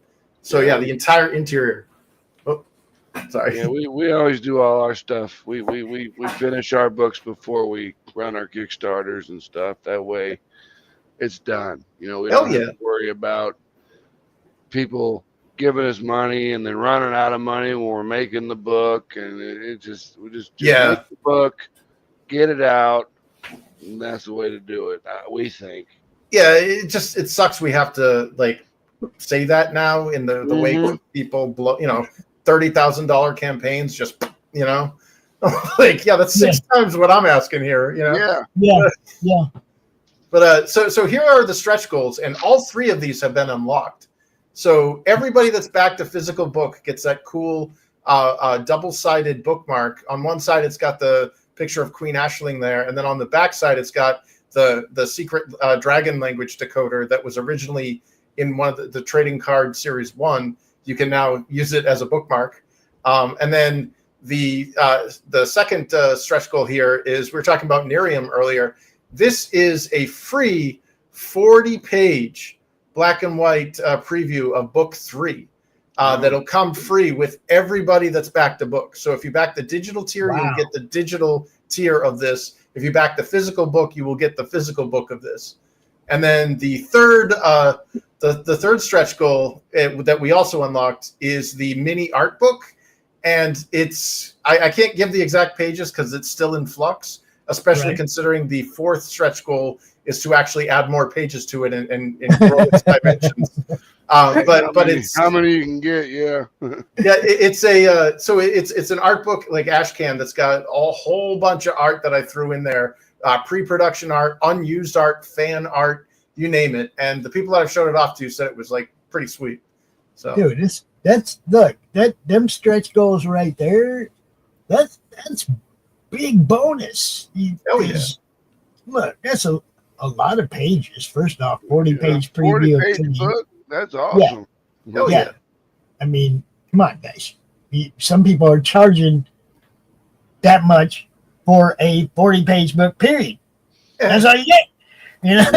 Yeah. So there's the preview and the art book, and then standardized art book upgrade with one or more limited physical bundles. Yes. Yep. So if you backed any of the physical bundles, either the ultimate bundle, the book with the cards, or the retail bundles, you'll get that art book.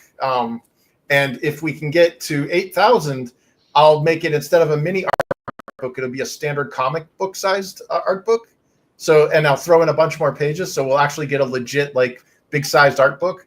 And then the fifth final stretch goal, if we can break the 5-figure club, which that's a pretty lofty goal, but I think the reward is pretty badass too, because what it basically does is, instead of getting the 2-book bundle deal that we're selling there, we give the option. We're not forcing people. We're actually going to reach out and ask them.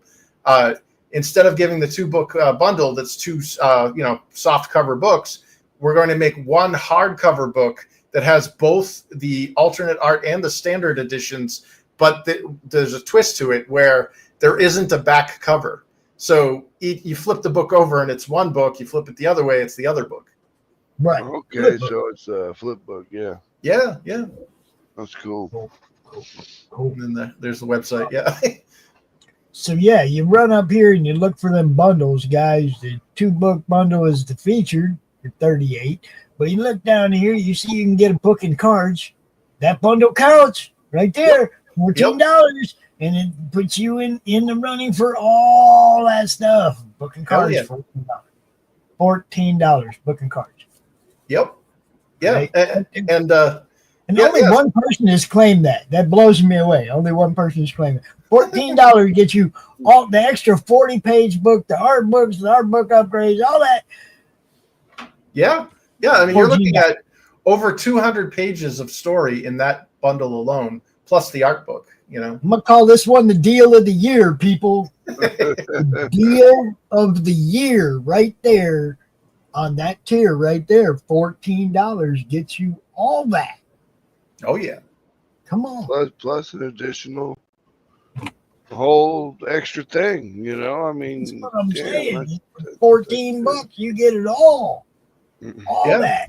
Yeah, what a deal. Sweet. Everything on this page right here, $14. Everything on this page right here. Yep. For this $14 tier. Yep.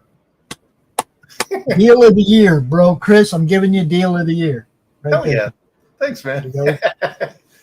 Look, and there's add-ons, like you can get that slider cover to put all your stuff in. Yeah. Because you're gonna need it. So get the book and cards bundle, and then go get the thing. I forget what it's called. The thing you put the books in. The store folio or the slip case? Go get a store folio on the add-ons, and you'll be set, bro. You have it all. You have everything you need right there. Yeah, that's. I'm going for the whole content is king kind of thing. I mean, you can't go wrong with over 200 pages of that. Black and white, but it's over 200 pages. You can get the color. Look, sorry. It's all the way down. Now, the only thing missing there is, like, you have it in the add-on, the books number ones. Yep. Yeah, the ketchup tier. There's no condiments in your thing over here. Well, that's the thing, is if you buy the manga, you get books 1 and 2. So. Right. Yeah. So I mean, you can get that, but all of the legacy add-ons are available as well. So if if you haven't, and not only that, but I don't want to rip people off if they just want book 1 and they don't want like the original like first printing or whatever. You can go to Amazon and grab the $9 version. If you go get number 1 and you don't get the first printing. I'm going to question most of your life choices. Go get the first print. What's wrong with you? Especially something like this, man. Because, like I said, everything this dude has been solidly branded. He does it right. And he keeps surprising me. So. With all of the campaigns that I look at, that I see, that I talk to, that I do deep dives with people in, right? This one I'm always surprised. You get surprised pops after all the stuff I look at all the time, and you can come up in here and surprise me, you're doing good, bro. Hell yeah. You know? I mean, I'm just saying, I see so many campaigns. If you can come up in here and catch me by surprise, you're doing good. So who's going to be backer number 90? That's my question. That is my question. Definitely no problem about the goal. It's already well past. Stretch goals well past. You're going to get it. Everybody that got the first book was pretty happy because I remember some of the things people were saying about your first book. You know? Yeah. I mean, like I, in my day job, I'm a UX designer for a cybersecurity company. So I kind of thrive off of negative feedback where they're like, I hate this sucks, whatever. I didn't get that. I got some negative feedback when I did the surveys, but it wasn't like, it was overwhelmingly positive. And I got to say this, like I'm floored by the support. Like we've reached funding within an hour when we launched this on Bancroft's back in June. Or back in May, and yeah, you're not going to get a camera on me because I got the face for radio and the voice for print. Freaking camera isn't working still. It wasn't working yesterday. It ain't working today. I don't know what's going on. I just don't know. It quit working in the middle of a show yesterday. Oh no! Yeah, and I just put the avatar up and just kept on going. But you know what I mean? It's like I don't know. I'm not hiding from you all on purpose. Yeah, I am. Come on, that's what I really look like, man. Come on. Yeah, I'm a hot elf babe. Call me Dr. Girlfriend, There you go. There you go. So yeah, you guys go check this out, man. You will not be disappointed. I promise. Yeah. I mean, we got like. So in sales terms, there's a term called upsell or up level and down level. We're basically like if somebody buys a product the first time around, and then if they buy like the higher tier the next time around, it's called an up level. And right. I was surprised how many up levels I got this time around. People that are returning backers that bought like bigger tiers. So that's part of what I'm talking about, though, man. The stuff you have to offer is. It's different. It's new. It's fresh. Keep doing that. Oh yeah. Good stuff. Just keep doing that. Now I have this rule. If there's anything we didn't cover or that you wanted to talk about that we didn't, I give you the podium. So. Well, let's see. I do. Let me see if I can finagle this. So I do have. Some previews of just a quick book 3. Hopefully this works. Yeah, so my little portrait here, if you want to see a quick 10-cent tour of book 3's preview here, we already have it printed out here, so you can get an idea of what Nerium's artwork looks like in this book. This is some of the pages. Hold on. Let me get that up there bigger. There you go. Okay. All right. Yeah. So we got some double page, and this is all Nerium's art, and this will be the preview for book 3. And then here is the art book. So if you're like wondering what the actual contents of the art book are like, quick little tour. We've got the character art done by Zed Edge. She's the one that helped me design the characters for when I was doing the tabletop role-playing game. So the characters, we go through some of the cover art here. So we got the original standard edition cover that you probably won't ever see this in the wild. It's gone. It's sold out. But here's the variant covers of cover A and cover B. And this is the lovely retail cover you can get off of Amazon. And then this is the cover for the standard edition of book 2, the cover for the alternate art edition. So we can kind of see the contrast in art styles here. These are the book 2.5, which is included inside of book 2 because the original intended length of book 2 was 60 pages, but we doubled that. So I added a new cover at that break point where it goes from 60 into the next 60. Yeah. And then the slipcase cover, where we got this cool pic of Queen Aisling having a really bad day. And then whichever edition wins the backing contest, when I move this over to Amazon, whatever edition that is, this will be the cover for the retail edition of book 2. Be that the manga alternate art or standard. And then here's Kevin Sharp and Steve Cannon's work on the manga cover here. And we can see what Kevin's inks look like, and then Steve Cannon's coloring for it. And then the back cover, and then Miriam's preview cover. We've got some other interesting work here. We can see through the steps that Michelle took to make this. The old TTRPG cover. This is kind of an homage to when the origins of the stories were in the old library, and this would be me as the narrator for these adventures. Got some promotional art.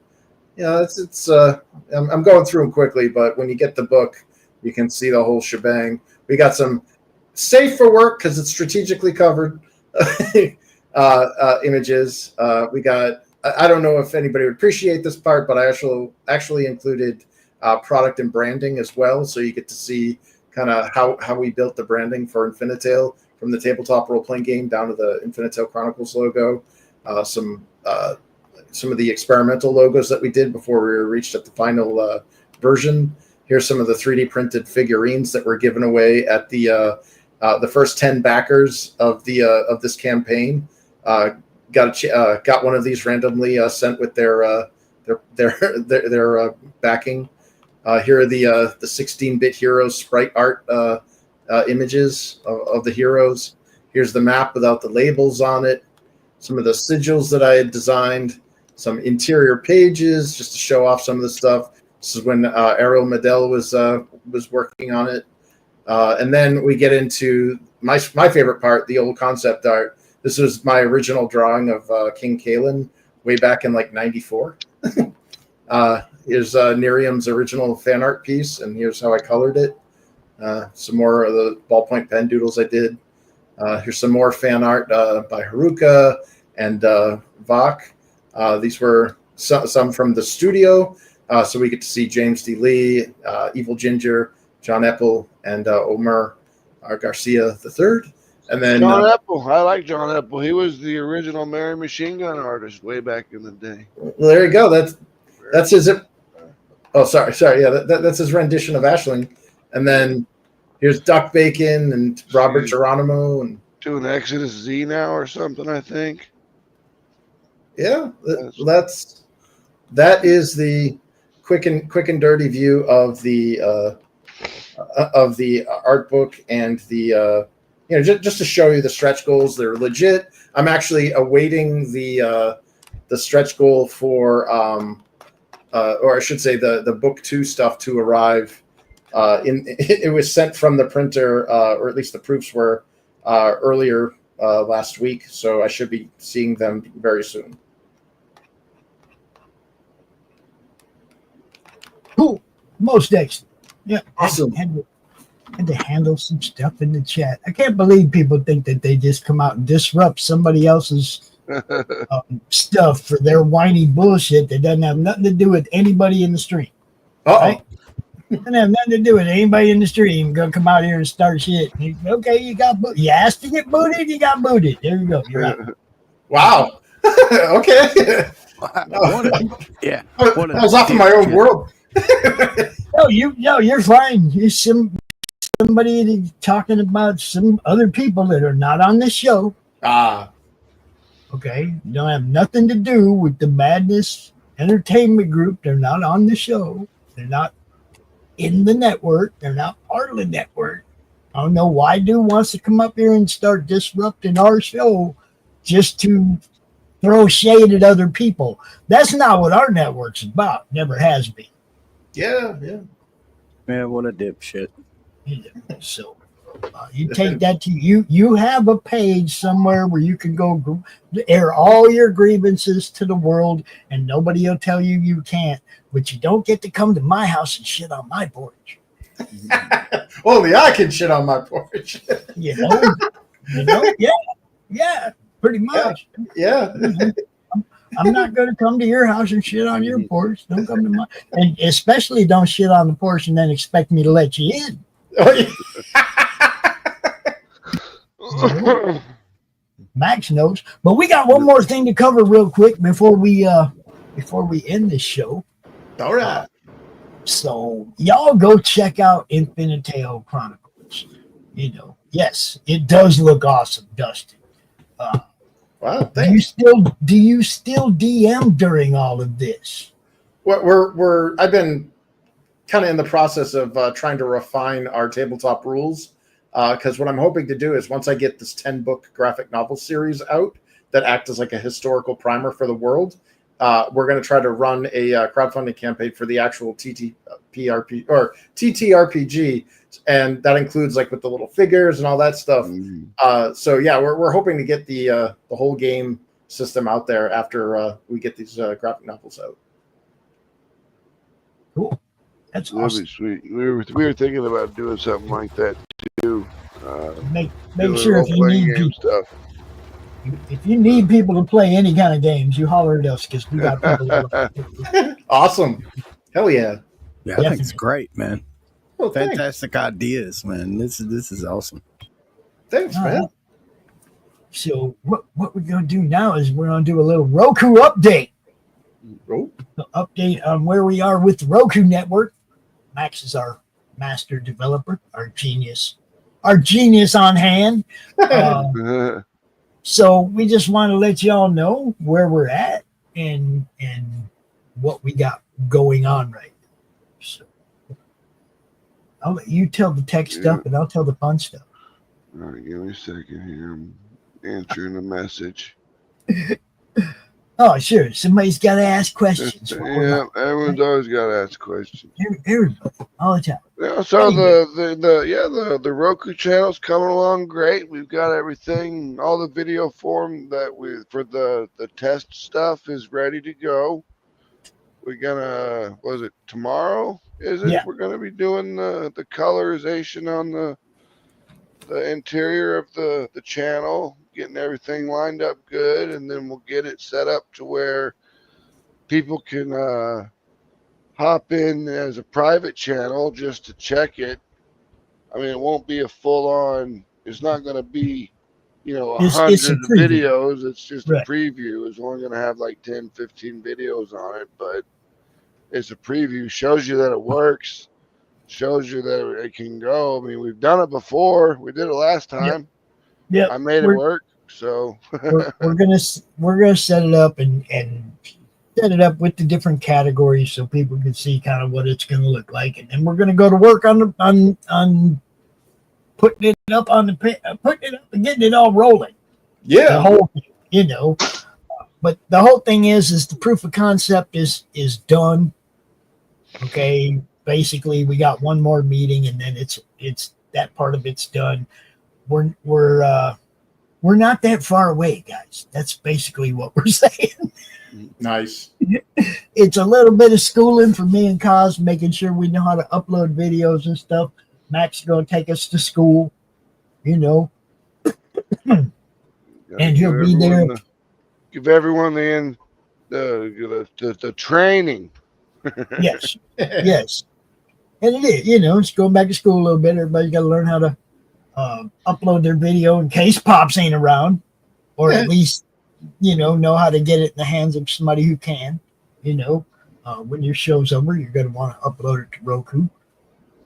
It'll be a little bit new. There'll be some new things people might have to do to make their channels run smooth. Like I've been telling people, you want to get a nice fresh intro, something catchy, something that's going to grab people and make them want to stay tuned after watching 2 Roku ads. Yeah, I mean, you've only got on average, on average, you've got a 6-second uh, a 6 second, uh, basically, what do they call it? A window. It gets Yeah, to get their attention. yeah, 6 second window of attention that you can get, and then they'll just click off. So you Yep. got to make sure that you've got something that entertains them, gets them involved in it quick, makes them excited about it, and then you move along, and then everything should be fine. But I mean, you've got to have that original introduction to make people excited about it. We all know how it sucks watching ads. We go to watch movies, and sometimes we have to watch them on a streaming service that we didn't pay for premium, and we got to pay for, and then we got them dumbass ads, and everybody knows what it's like, right? Okay, so you go to Roku and you tune in on a show, and they're going to make you watch 2 ads. You don't want to start your show with another ad. Everybody knows, click, they're gone. Okay. I don't care what the ad is or whatever. Don't start your show with an ad. Start your show with something, like he said, something loud, something catchy, something visually catchy, musically catchy, whatever. Okay, but something that makes people go, I'm going to check this out. Yep. If you don't have that in your intro, I can't guarantee you're going to get a lot of views. No. I mean, that's the beginning of it all. I mean, that's the start. Once you get people involved in the introduction, they like it, they see it, they start falling for it. It works out well. Like, for example, what was that show with that wrestler guy, Peacemaker, right? Yeah. I hated the introduction to that show for the longest time. And then one day I just fell in love with it, I mean, it was great.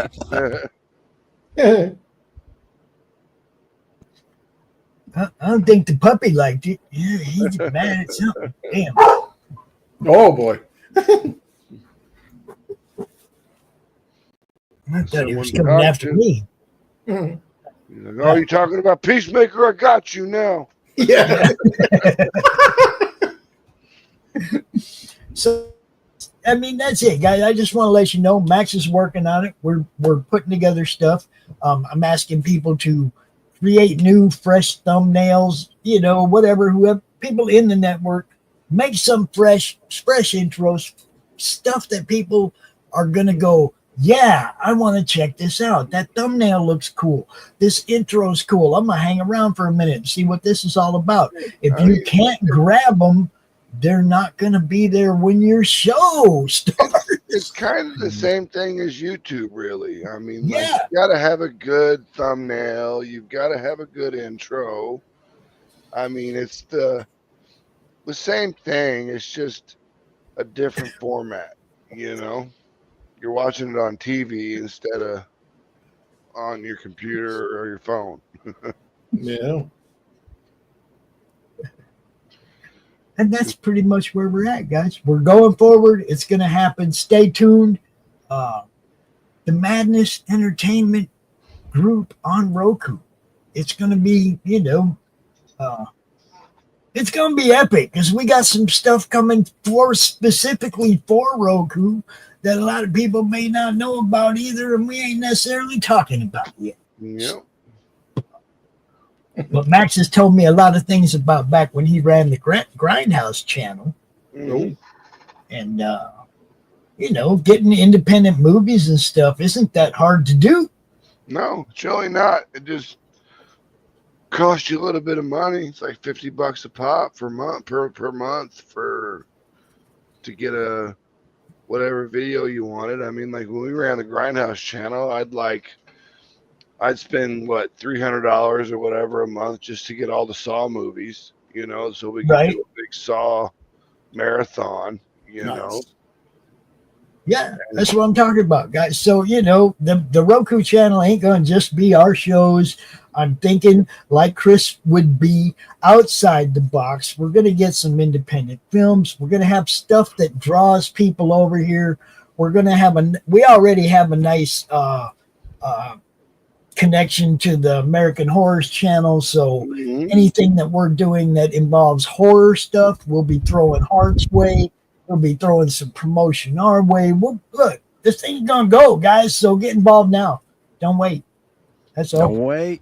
It's going to happen. People can think it's not going to happen because last time it didn't happen, but last time it didn't happen because just didn't make enough money on the Kickstarter because we asked for a little too much. I messed that up. I owned it. It was my mistake. You know, I was thinking farther ahead than I should have. We're gonna need a big old giant server, which we really didn't need at the time, and I was just thinking ahead. Well, we would have needed it at that time because we were going to put everything that was. Oh yeah, that's right. Facebook yeah, we would. Okay, so it wasn't a mistake. It wasn't a mistake. We just didn't make enough money. YouTube was going to go on Roku. That's the way we were going to do it. Yeah, we were offering people like 25 previous shows and stuff. We're not going to do that. We're just going to start fresh, everything from wherever anybody's at, okay? I don't care if you're on episode 175 of your streaming career. You can be 176 when you start on Roku. I don't care. Yep. Okay. It's your show. Do whatever you want. You know, some people might start all over. Season 1, episode 1 of a brand new show. And I might do that with mine. Ooh. You know, I just may do that with my shows. But I'll tell you what, it's all going to be action. Chris, tell people where they can find you. Sure. You can head on over to infinitaleChronicles.com to get all the latest news and access like the crowdfunding page. Or you can watch me on X with my spicy takes on at Infinitale Comic. There you go. There you go. Max, where you at? Well, you can find me on Facebook, obviously, as Max DeVille. We're redoing our website right now, as I said, because of all the stupidity from them charging us $1 billion. Or yeah. Or you can find me on my OnlyFans. There you go. She looks way cuter on the OnlyFans. I'm just Ghost Pepper, where you at? I know where you're at. You can find me on Only Ghost. I have a channel there, real popular. It's picking up steam. Otherwise, you can find me on Peeled Wednesdays, 7 p.m. Eastern with my buddy Java. We do a comedy show every other Sunday right here on Madness with Atomic Annie, and every Monday with Pops and whoever decides to come on and push their books. I started watching some Pilled stuff, Pops, because you told me to check it out. It's actually pretty interesting. You know? I'm telling you, I like that place, man. Pilled's got a little bit of everything for anybody. Nice. Yeah. Even you flat earthers find a home over there. I'm just saying. All right, people. Good stuff, Chris. Awesome. Dude, thanks so much, guys, for hanging out with us. We hope you had as good a time as we did. And we are out of here. I'll tell you, I'm at Steel City Comic Con. You're watching me at Madness Comic Network. What a crowd. Love it.